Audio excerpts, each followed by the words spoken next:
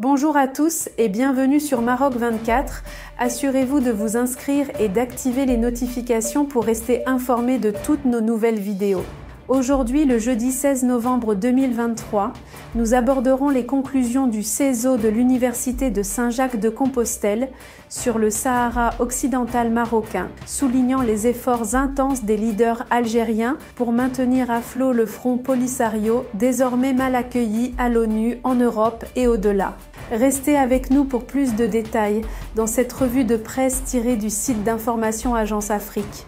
Les dirigeants algériens remuent ciel et terre pour assurer la survie du front Polisario qui est devenu partout indésirable aux Nations Unies, comme en Europe et en Afrique, et sa chimérique République sahraoui, RASD, n'est plus reconnue en 2023 que par 38 pays sur les 193 États membres de l'ONU, contre 84 pays auparavant, selon le Centre d'études sur le Sahara occidental, CESO, de l'Université de Saint-Jacques-de-Compostelle en Espagne.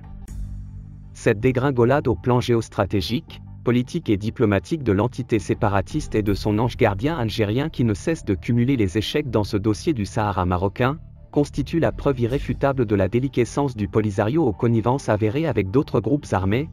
ou terroristes comme le Hezbollah libanais pro-iranien, ou encore les groupes terroristes qui sèment violence et terreur dans la bande du Sahel et dans certains pays ouest africains. Sans l'aide et le soutien inconditionnel du régime algérien et l'appui diplomatique des rares pays, notamment africains et latino-américains qui reconnaissent encore la pseudo-RASD, et particulièrement l'Afrique du Sud et ses pays satellites anglophones qui tournent dans son orbite, le Polisario n'aurait jamais vu le jour ou se serait éteint quelques années après sa création par les défunts présidents algériens, Houari Boumedienne et libyen Mouammar Kadhafi.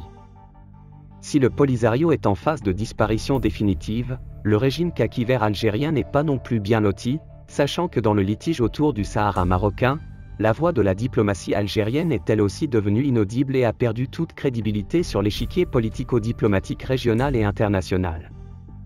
Au plan interne, le régime du duo Abdelmadjid Tebboune et Saïd Chengria navigue à contre-courant, à telle enseigne que les évictions et les nominations dans les hautes fonctions civiles et militaires sont devenues le pain quotidien du peuple algérien qui ne sait plus à quel saint se vouer. Pour preuve, le mandat du président Tebboune s'est illustré par la nomination d'un troisième Premier ministre depuis qu'il a été propulsé au pouvoir en décembre 2019 par les puissants généraux de l'armée algérienne, et à leur tête le défunt Gaïd Salah et son successeur, le vieux Chengria qui dirige le pays à l'ombre.